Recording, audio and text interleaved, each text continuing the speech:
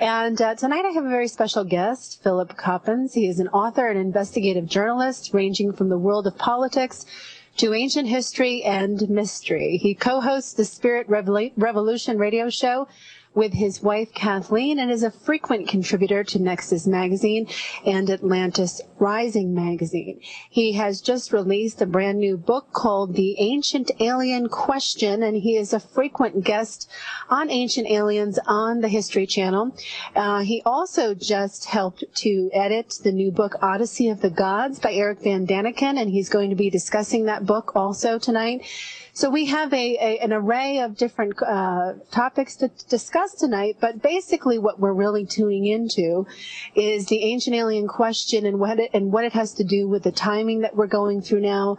And we are live tonight. If you have questions and you would like to ask Philippe a question, you can certainly call in, or you can send me an in-quick message live on achieveradio.com, and we would be happy to take your calls and questions tonight. Welcome, Philip. Thank you for joining me. Thank you for having me. Well, I'm very excited to have you here because your publisher got me a copy of this book rather quickly, and I've been able to kind of look through it and get an idea of what this is about, and it's quite fascinating. So I'd like you to start, if you will, with talking a little bit about your new book, and then we'll get into Eric Van Daniken's book. But where are we, and how did you get into this topic, and just kind of give us a background and where we're at now. Well, I began to be interested in ancient history, basically when I was a young child. I remember when I was 10 years old and I was doing reports on the Great Pyramid and various other monuments. So definitely this interest in ancient history has always been with me. But I then became a teenager, and like all teenagers probably lost this interest somewhat and substituted it with other interests. But in the early 1990s, I was working as an investigative journalist, mostly into politics, and two books came to the forefront, which a publisher wanted me to promote, and one of them had to do with the potential discovery of the lost civilization of Atlantis, in which a Belgian historian, Marcel Massac, had made quite stunning revelations. And it's actually one of my upcoming projects to kind of like bring that about to a English language audience. And the other one had to do with the mystery of Rennes Chateau. So over time, these topics remained at the forefront of my interest, and really more and more I began to explore these, and like everybody else, I think, began to realize that there were severe questions which history wasn't answering. And I was not the first, nor the only one who clearly identified that there were bits and chunks missing from our historical timeline. It's precisely what got Eric Van Daniken going into the history questioning as well. And really, what it came about was that in 1995 I was invited by Eric to speak at his World Conference in Bern, and I spoke at two consecutive conferences in 1997 in Orlando and 1999 in the German town of Gelsenkirchen. So my interest and my connection with the ancient alien question, so to speak, goes back to those times. And basically what the book is about is as you said, there is an extremely popular television series called Ancient Aliens on the History Channel.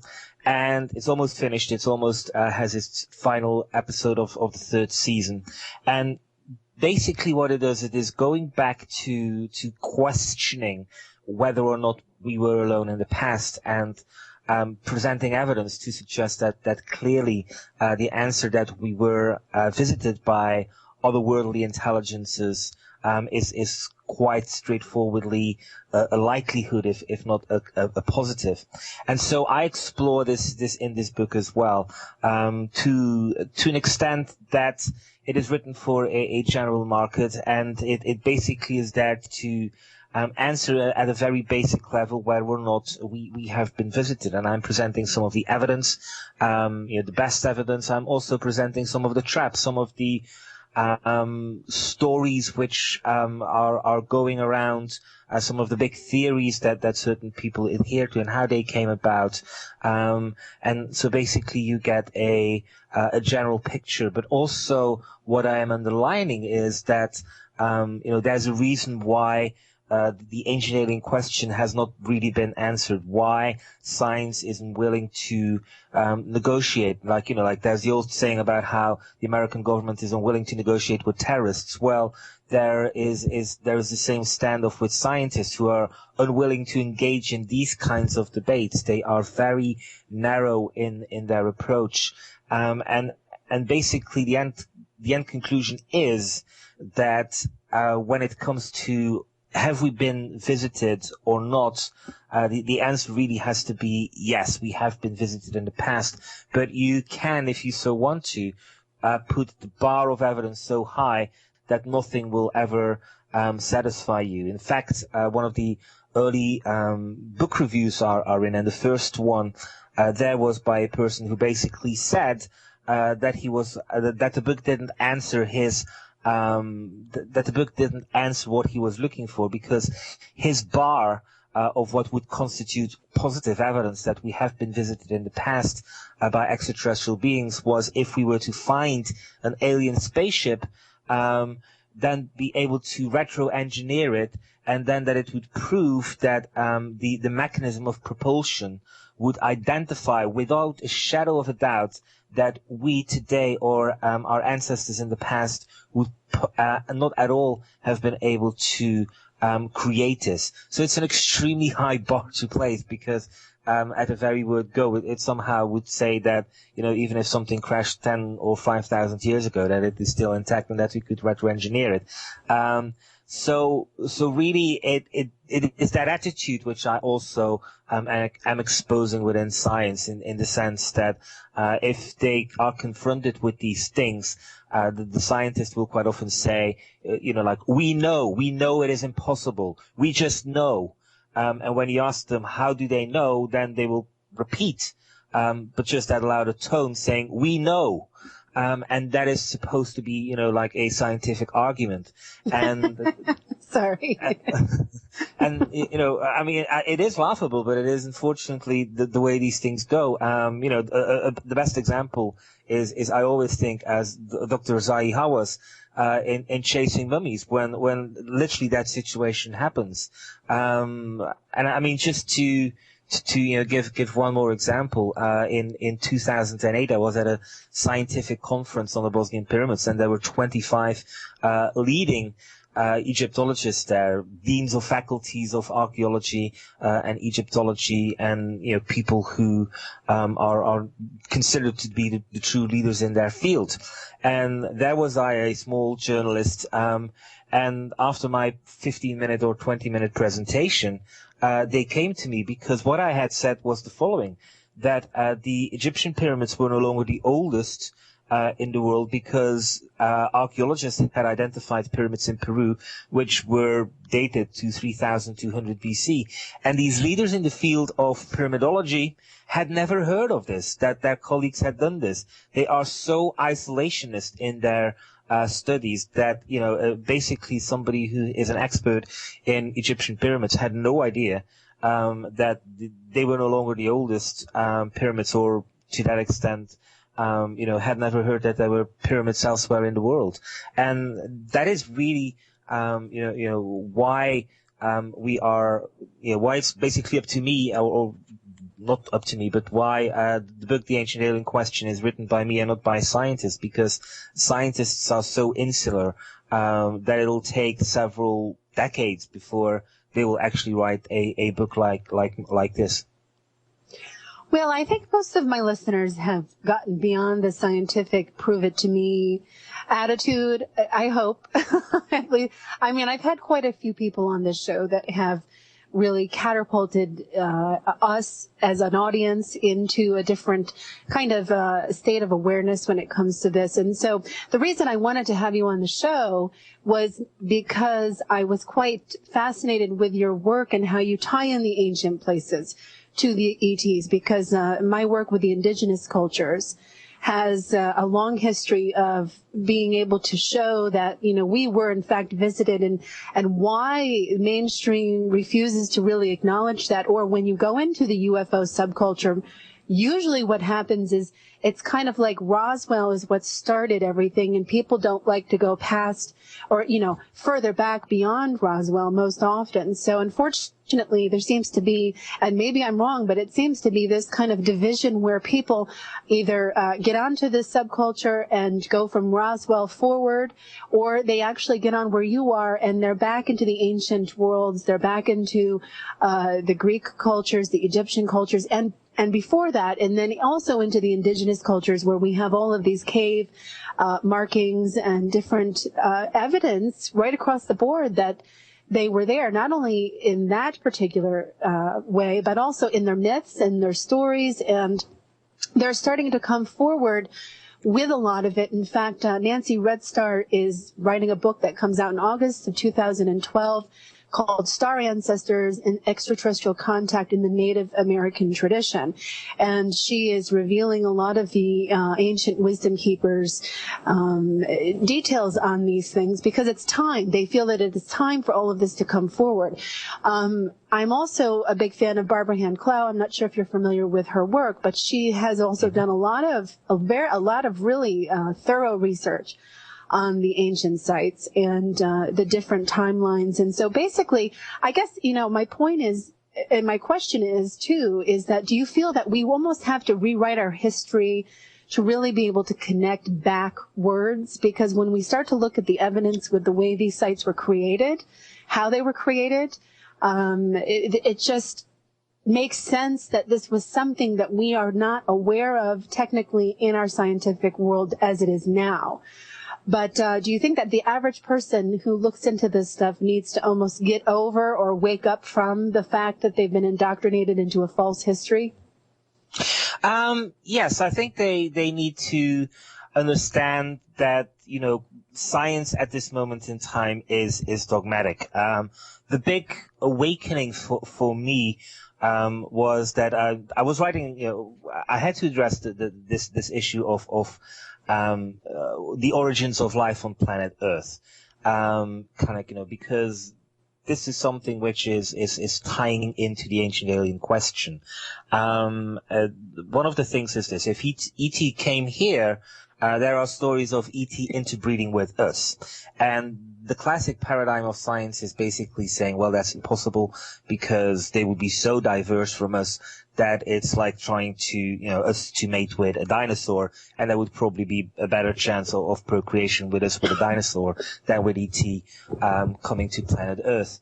So what I was looking at was basically where we were with this theory of panspermia, which is basically something which the discoverers of the DNA structure, people like Francis Crick, were saying that DNA was simply too complex to have originated on planet Earth and that it had to come from somewhere else. Season 3 of Ancient Aliens featured Chandra Wickramasinghe, a leading professor from Wales. And when I started looking into Chandra's work, not so much like his scientific world, but like his life story, I became appalled, because basically what he is saying is that since 1982, he and his colleagues have been the victims of what he calls a conspiracy of silence, whereby basically the journals of science, the scientific journals, are not allowing him or anybody else who is pushing forward evidence that shows, not suggests, but shows that life came from elsewhere in the universe to planet Earth. They just don't publish it. This is why NASA, whenever they are making announcements, like when it's the Mars meteorite, Wolf Simon, or anything else, they are bypassing the scientific journal approach, because they know that they won't get published. They go just by press release. NASA is reduced basically to do science by press release, because their entire astrobiology department pretty much knows that they will not be able to get published anywhere. And, you know, what they are discovering, these extremely, advanced scientists, because astrobiology by default is an advanced scientist. Any evidence of astrobiology, which you will find by default, will be that there is life elsewhere in the universe. But basically, when some of these scientists reproduced, interstellar space in laboratories, what they found was that the building blocks of life, DNA and RNA, began to be composed out of this interstellar space on their own. And basically they have come to the conclusion that life is a cosmic imperative, and that life anywhere in the universe is very much on par with life here. It would have DNA as a basis, and would pretty much result as, generating life, which is pretty similar to ours. Now, that is a stunning conclusion. If anything is earth-shaking at this moment in time when it comes to science, that is it. But it's pretty much the way science is treating this entire discipline is very much on par with the Inquisition in the 16th century. And so I think, what is happening is that people are awakening to this fact that we are to some extent being shown a disservice by science. And academics. Academics, for example, it's off topic from an ancient alien point of view, but it applies just as well. Is there life after death? Things like the near-death experience. We have hundreds of doctors who are publishing reports of near-death experiences with their patients. Some of these doctors, surgeons, have even experimented or are experimenting as we speak during surgeries. By basically locating little objects in the operating rooms, which they know that if their client comes back afterwards and says, "Hey, we saw this," then that by default that person must have been out of his body, even though according to the known laws of science, so to speak, that person was under narcosis. So that, as a discipline, science is just not interested, and says like, well, that's not anything we are supposed to be investigating. So it's a very reductionist point of view. And the big questions of life, are we alone? Is there such a thing as God? What happens when we die? What about reincarnation? What about miracles? What about apparitions? All of these things. Science has basically two approaches. One of them is a hands-off, like, oh, we don't care. Or the other one is, ridicule, like, oh, we know. That simply is impossible. And that is a disservice, because it basically means that we, the man in the street and the woman in the street, have to fend for ourselves. We have to go out there and try and prove the biggest questions, where we could get a little help from the academics if they so were willing to help us with, but no. And I think this is as you said, in your piece, it is a problem because it means that we are reduced to either believing certain things which we think are okay, but we don't really know, or we have to have this attitude whereby we do rely on science and are a completely reductionist point of view. And to a large extent, that is pretty much what you see out there in the world. You see a world which is torn apart without any real values, because nobody is there to offer them those values, because you either adhere to religion who claims to have the answers, or you are basically stuck trying to answer some of these big questions, but really are ill-equipped to do so, because it's largely one man and one woman for themselves. Now, in the book Odyssey of the Gods, Eric Van Daniken has been asking whether ancient myths and legends speak of extraterrestrial beings which we have mistaken for gods for more than 45 years. He's been, talking about this. What is new in Odyssey of the Gods that he continues to pose this question? Why did he go about in this direction, focusing on Greece?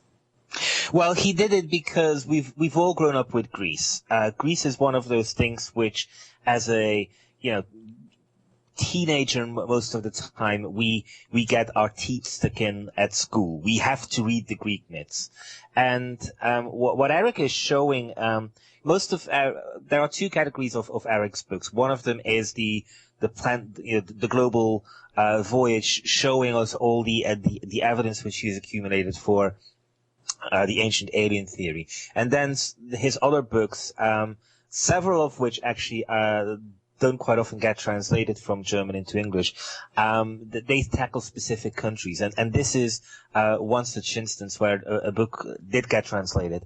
And he tackles Greece, and the reason why he tackles Greece is because we all think that we know Greece, but Eric is basically showing us that we know very little about Greece. He is, there to tell you that all of these myths which we have learned and read, if not memorized in school, are vastly different. For example, he shows us that some of these myths have in recent decades been extremely liberally translated. And the reason why this happened was because these linguists who were in charge of these translations basically said, well, that doesn't really make sense, but we know, because again, science knows, that we should translate this somewhat differently. So they did. And so what we think of as having an English rendition, or whatever the language we want to pick, Dutch, French, or German, when we think we have an accurate rendition of what the Greek myths actually said in ancient Greek times, no longer is the case. Over the last 2 centuries, more and more liberal translations have occurred. So what he does is he goes back as far as he can to the source. And there you see that it's a completely different story. And, he's also underlining certain things which kind of like begin then to make sense. And the example he opens up with is the story of Jason and the Argonauts. It's one of these stories which everybody's heard of, and it's about a Greek hero who goes in search of the Golden Fleece, and he gets a few mates along for the journey, and basically sets off to Colchis to steal the Golden Fleece. Now, what is a Golden Fleece? And we will kind of like have this image of a little lamb which hangs because there's an order of the Golden Fleece, or, in general, as Eric sums it up, basically it's the quest for a piece of fur. And then the first question has to be, why is this important? Why would somebody wage his life to go in search of a piece of fur in a foreign country? And why, oh Greeks, would you write myths about this? So clearly there's something wrong. And so Eric goes in search of the oldest documents and the oldest texts and tries to read them as much in their original format. And you find out that what we consider to be the Golden Fleece is actually something extremely interesting. It's, for example, known that the Greeks believed that the Golden Fleece was an object which could fly. Amongst the people he takes with him to Colchis are people who say to Jason, hey, take me with you, because when you get this thing, I think I'm actually going to be the one who's able to navigate or to fly this for you. He also shows that there are, liberal translations of the dangers which are lurking to get this piece. We would think that these are mythical creatures who are breathing fire and do destruction. But when you are looking again at the original text, you find that there is a regularity to this, and that very much the description which is given is of a defense mechanism.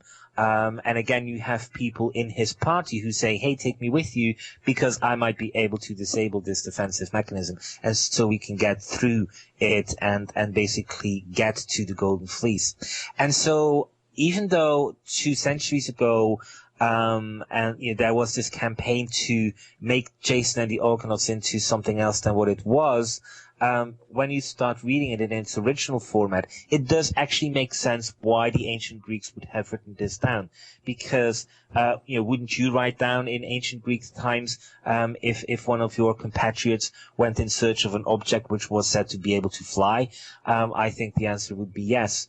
And so it's one example out of several to basically show that what we think ancient Greece truly wasn't, and that the ancient Greek civilization, and specifically Atlanteans, holds clear clues that something in ancient Greece was definitely amiss, and that that state of amissness, to coin that term, was the fact that there was a presence of creatures, a tradition of gods who clearly had at their disposal some form of technology, that clearly were stories going around in ancient Greece, which suggested that this bit of ancient technology was still around, and that you have people in ancient Greek times who go in search of this technology and then actually find this. And obviously, when we are talking about technology in those days, the answer is that this is or can only be,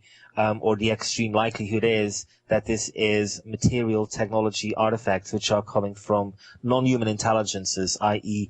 Ancient aliens. So do you feel that we have been already exposed to the technology if these visitors came to us in ancient times? Do you feel that they shared their technology with us back then? I do, and I'm absolutely completely with Carl Sagan on this. Now, technology as such, I think what they gave us was knowledge. And Carl Sagan was the one who, in 1978 or 79, wrote a book together with a Russian scientist, Intelligent Life in the Universe. And in that, he scoured the archaeological records and the mythological records in search of evidence whether or not we had been contacted in the past. And his conclusion was that the best evidence for this was a story written down by Berosus relating to Oannes. And Oannes is a story of a creature which was half fish and half man, which came out of the Persian Gulf into Babylonia, basically made contact with the people living along the Persian Gulf, and after introducing himself, basically asked them whether they wanted to be taught some sciences like astronomy, mathematics, and various other things.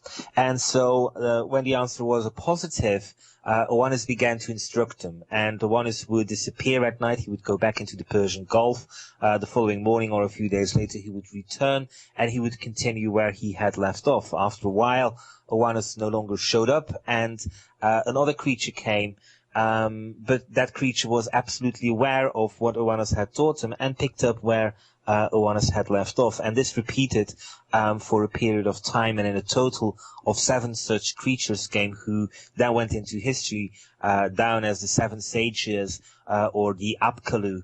And Carl Sagan and I actually feel that this is an extraordinary confirmation of this fact that civilization was given by otherworldly creatures to mankind. And this is not just something which you find in ancient Babylonian records. It's pretty much something which you find across the world. You have the civilizing deity in ancient Egypt of Osiris, who was said to have brought civilization.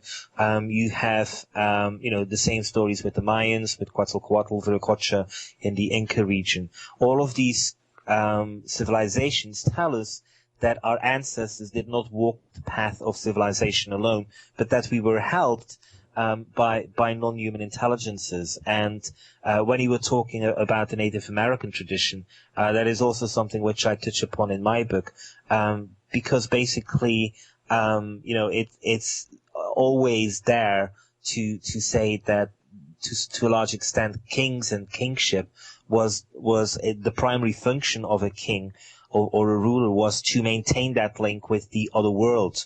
And in some cases, I think the problem of the ancient alien field is that over the past 45 years, this has become quite specified in a physical ET presence on Earth. And there's definitely some evidence to suggest that this has happened. But I also think there is another component to this, which is that on a number of occasions, this contact with otherworldly intelligences was in a more spiritual or a more psychic or a more non-physical form. And so an ancient alien I would like to see defined more as a contact with a non-human intelligence in the past. And in that case, the field is wide open. You're no longer reduced to just look at evidence of ET spacecraft crashing, where there is some evidence for. But basically, you open it up and you realize that all cultures claimed to be in contact with spiritual entities, whatever you want to call them, non-human intelligences, which guided our ancestors throughout and helped us on the path of civilization to relatively recent in time and maybe to this very day. Where do you think they went? Do you think they've been here this whole time, or do you think that they have left and they're on their way back? I think it depends. I think they, I think they're there. I think they are contactable. And when you look at the history, you will find that they are, still being contacted. People who, like Terence McKenna, will tell you that when he took ayahuasca, he made contact with these non-human intelligences. And they, I actually use him as an example because what they gave to him was a mathematical equation of the nature of time. And it is a great example of these intelligences giving us information, and which basically exceeds our own technical capabilities or our own intellectual capabilities. And the time wave zero, as it became to be known, is such a thing. It's something which we have, which Terence McKenna received, but for which we have no real understanding as to what it is supposed to be doing. We know it's a time wave which somehow is a fractal wave, which somehow has to do with when new things happen in time. But that's basically all we know. We know nothing else of this. But this was a contact which he made, in the 1970s. People have made contact since. People are continuing to make contact. So I think for anybody who wants to make contact with these intelligences, you can do it. There's no guarantee that of everything which is out there that you will get any real benefit from this. As always, there are, tricksters, I think, in that other world as well. But there's also information out there to be gleaned and contactable, and for us to receive, which is, when I say genuine, I mean kind of like, of genuine advantage, rather than genuine in the sense that the other contacts would be fake. But when it comes to things like the UFO phenomenon, I think that is far more complex than most UFO researchers have made us believe. I think it's once again that same redux of the ancient alien question.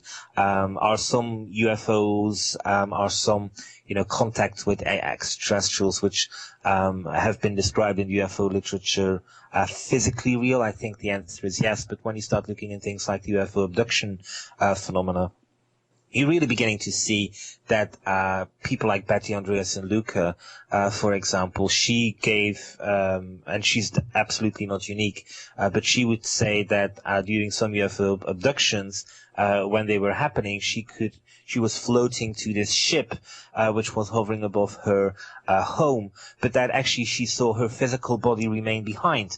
Now, clearly, what that means is that she's either hallucinating, if this is what we are going to give, which is the conclusion which the scientists and the skeptics would draw, or that again something else which is far more intriguing and far more elaborate is going on than just this redux.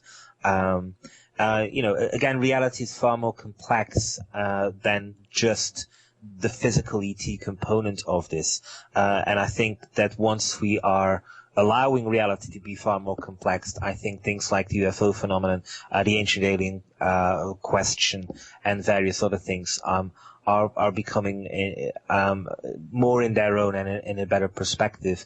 And it also shows, I think, that this knowledge, this contact with the divine is possible. One of the great things, or one of the great tragedies, is that early Christianity and so many other religions and an awful lot of heresies like Catharism.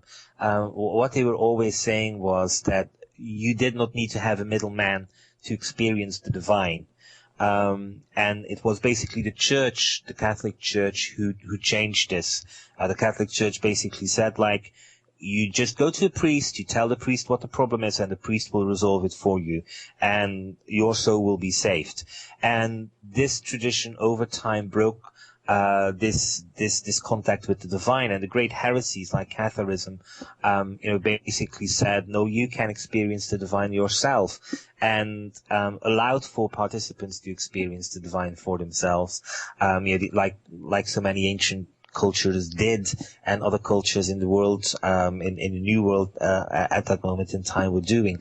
So, that is, I think, something which is a contributing factor as to why we quite often have this redux of thinking that ancient aliens or UFOs have to be physically real, because we have lost this sense, this realization that reality is far more complex than we give it credit for.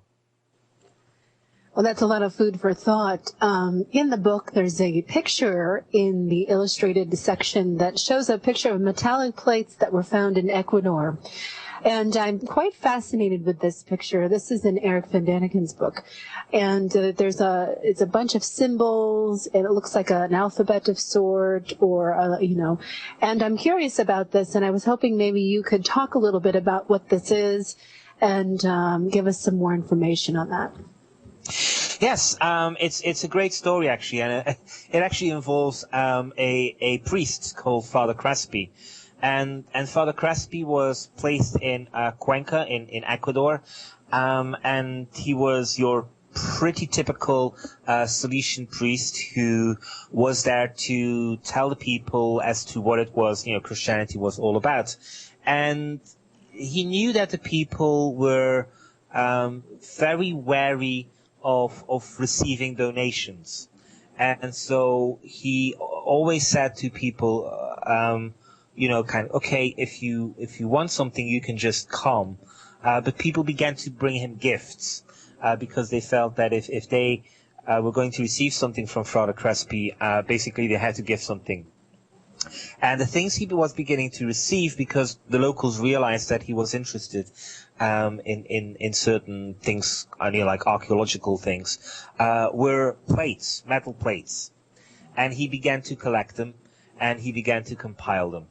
And after a while, he had this extraordinary collection of metal plates. And in the 1970s, the early 1970s, Eric Van Daniken actually went over there and met Father Crespi and looked at his collection and published about it.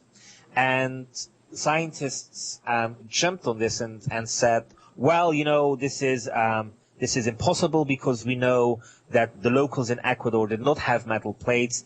Look at these metal plates; they make no sense whatsoever, and so this is all nonsense. And to a large extent, this is where it remained. Father Crespi continued to collect certain things for a bit longer. Crespi himself, by the way, said that there were indeed within his collection clear copies, clear modern fakes of people who didn't have access to or what he would call the real stuff, but who nevertheless knew that they wanted to give something to Father Crespi in return for the food or whatever, the medicine he was giving them. And so what they did was they basically went in their backyard and fabricated something which looked somewhat similar to the real deal which other people were bringing him. But Father Crespi himself was easily able to identify the real from the clearly fake. In short, the collection continued until Father Crespi died some decades ago, and then his artifacts have been scattered. In fact, a dear friend and fellow researcher of mine, Eileen Hall, whenever she is in Ecuador, she tries to trace down some of where Father Crespi's collections have gone. But in recent years, archaeologists have done a complete turnaround and have now actually found from other places in South America the fact that indeed the natives of Ecuador, Peru, and did indeed have metal, that they used it indeed to make it into extremely tiny sheets of metal, and that they then decorated it or wrote upon this. And of course, they are not touching on Father Crespi because that would mean that somehow they have to speak ill of fellow academics. But what they have shown is that the collection which Father Crespi collected definitely was exactly what other people have identified in other parts and nearby parts of Ecuador and Peru, and that Father Crespi's collection, is genuine. That it is definitely not just fakes, but that it was real. Unfortunately, as I said just now, most of his collection has either been dispersed or is held by people who really have no interest in going through another scientific confrontation if they were to take it out.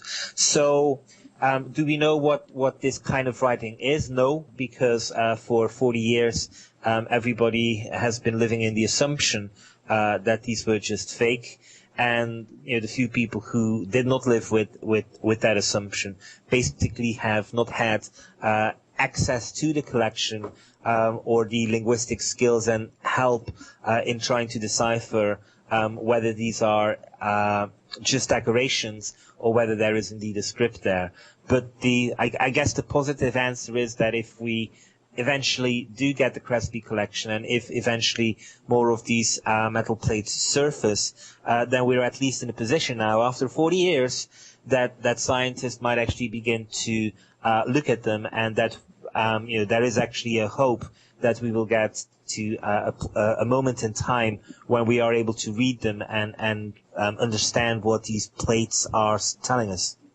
Well, it's pretty fascinating, and I encourage everybody listening to get a copy of the book and check it out for themselves. Now, I have to ask this question. You have a writing on your book down the page, on every page of your book, that looks similar, but I'm not sure if it's the same. But I'm curious what you had put that onto your book for and what it meant to you. What exactly is it? Is it the same writing, or is it different, or...? It is just a group of weird geoglyphs which the typesetter fell in love with, and beautifully displayed on the edges of the book. It looks really good, by the way. I must say I was quite impressed by that. Now, you mentioned the crystal skulls in your book, and where do they play into all of this? Well, the crystal skulls play into this because, they are a primary example of objects which, really we have great difficulty in reproducing. Now, in recent years, certain crystal skulls, have been made in places like Brazil and China, and they look quite okay. I was holding one just a few weeks ago in France, and it's a nice piece of skull, and there is some workmanship in there, but there are some skulls which are clearly older, and two skulls, which I have a great affinity with, is Max and the Mitchell-Hedges skull. There are some other skulls which are definitely ancient, but these two kind of like have been studied more than the others so far. Max is a crystal skull which has been made from a piece of crystal which actually has 6 different types of crystal in, which means that whoever began to play and create with the crystal and eventually created Max out of was an expert in working with crystal, because most people today will tell you that if they were given such a piece of crystal, when they began to work with it to sculpt a skull from, it would probably shatter in several pieces. Yet, in the case of Max, this wasn't the case. In the case of the Mitchell-Hedges skull, you have clear crystal with a detachable jaw. And when the Mitchell-Hedges skull was taken to the Smithsonian a few years ago, this was because Jane Walsh is absolutely convinced that all crystal skulls are not ancient, that some of these skulls at best have been made at the end of the 19th century in Germany. And basically, Bill Holman took her up on that challenge and took the Mitchell-Hedges skull to her. And when her team began to do the analysis, first of all, they were absolutely convinced that the jaw was glass rather than crystal, because they all realized that the jaw couldn't be crystal, that it is pretty much impossible today to create a jewel from the same piece of crystal. And so they did the special light on it, and they realized that it was crystal. And so when you look at the DVD of the continuation of this experiment, you kind of like realize how, again, scientists are trying to hold on to their preconceived ideas, and how she is actually telling off some of these scientists on camera for not kind of like not sticking to the scientific stance which was taken by Jane Walsh on the crystal skulls. But to cut a long story somewhat shorter, it's clear that there are crystal skulls which date back at least to the Mayan times, and that these crystal skulls are ancient, are of indigenous cultures. Some of them are probably still hidden by Native Americans, specifically within the Guatemala, Belize, Yucatan area. And so we don't know how they were made. We don't know who these experts were. As one person said, one expert said, when he was asked how the Mitchell-Hedges skull was made, that it would take somebody at least 70 years of continuous, 40 hours a week work into sculpting this. And then you have to remember that there would have been no guarantee whatsoever that during this process the skull would probably shatter because of the detachable jaw and what they were trying to do in the case of the Mitchell-Hedges skull. So we are confronted with an object or objects which defy the known laws of manufacturing these things. There was some kind of technology or understanding as to how to work with crystals, which we no longer have. And that completely leaves out the likelihood that these skulls do indeed contain information, that we are able to tap in this information, and if not communicate with, that they are some kind of communication device, and very much a piece of spiritual technology that if we are in the right mode, if we have the right mindset, if we have the right psychic abilities, that we are actually able to use these skulls and communicate with certain non-human intelligences. So when earlier on I was saying that there is this big tradition, whether it's the Terence McKenna or ancient Egyptians, of civilizations who said that they were guided by these non-human intelligences. There's always a mechanism through which these non-human intelligences came through. In the case of Terence McKenna, it was drinking this magical potion called ayahuasca. In the case of, I think, certain Native American traditions, specifically Middle American traditions, I think the crystal skulls were these enablers, were these devices, these tools, which allowed people to enter this other realm and communicate with the gods, the non-human intelligences.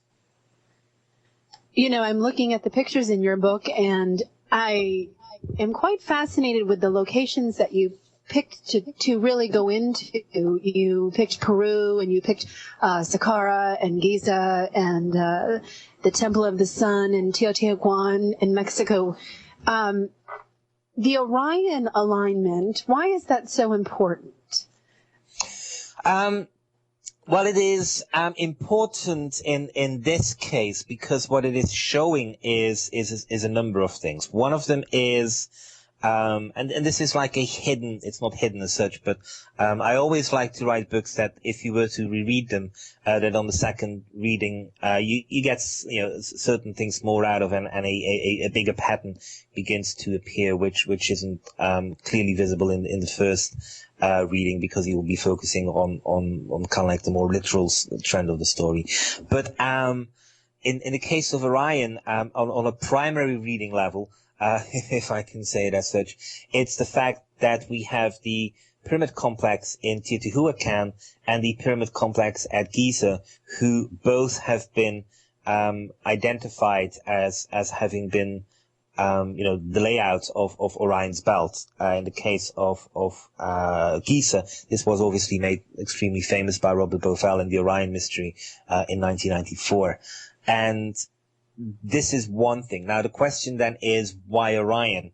And you actually have to go into the Mexican tradition to find out that a point just south of Orion's belt was deemed to be a point of creation, that it is said that creation happened in 3112 BC, the beginning of this world age, the famous age which is going to end on the December 21st, 2012, next year, that this age was created from a point just south of Orion's belt, and this is why this is depicted. In fact, the tradition of 2012 says that this age was created when the gods convened specifically in Teotihuacan. So that is basically one of the primary reasons why I say that, and why it is important, because it shows us that our ancestors, whatever civilization they were,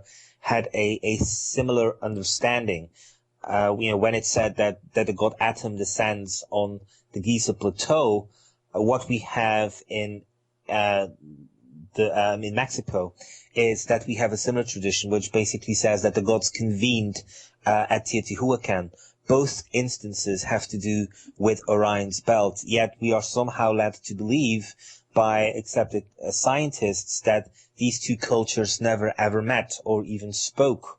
And I find that highly incredible, because clearly they were building points and complexes, and pyramid complexes to that extent, not just anything, but pyramid complexes, to the same formation, incorporating the same message. And that is truly evidence of the fact that the people of who built Teotihuacan were clearly in contact, or were aware of the tradition of the pyramids in Giza. Science says, no, this is impossible. All the evidence clearly suggests otherwise. Well, you've given us a lot to think about, and I just, we're out of time, and I wish we had another hour to talk about this, because I think we could keep going. Your energy is quite lovely, and the way you discuss all of this is just really fascinating. In the closing moments of the show, what is your hope with all of this research and all of these findings that you have come up with, but also other researchers such as yourself and other authors? What is your hope with this material and the world and the masses and people's consciousness? That would take an hour. I just hope that people are beginning to understand that they really have to think for themselves, that there is, in the absence of science giving us the answers which we need, that there is reason, and that they should feel allowed to question certain things, that they should feel allowed to question whether God exists, that this is not just some issue of religion, of blind faith. Did ET crash land on planet Earth is not a question of do you believe? Like the standard question is, do you believe in UFOs? The answer is no, I don't believe in UFOs. I search for evidence of UFOs. And that is really, I think, the attitude which we need to take. And the ancient alien question is a guide along those lines. Eric's book is definitely a guide along those lines as well. And I hope that these two books and the other things which I do basically give ammunition is a very hard word. I would say tools for people to help them along these lines when they are questioning these things. The Ancient Alien Question by Philippe Coppens and The Odyssey of the Gods by Eric Van Daniken, two wonderful tools to add to your library. Philippe, thank you so much. And your website and all your information is located on the homepage of Achieve Radio, and also my website. He will be the featured interview for this month. You can listen live there. And good luck with the book. I hope it becomes a bestseller. And it was a pleasure to talk to you tonight. It was my pleasure to be on your show, Hillary. Well, everybody, that's a wrap. Good night. And until next time, namaste.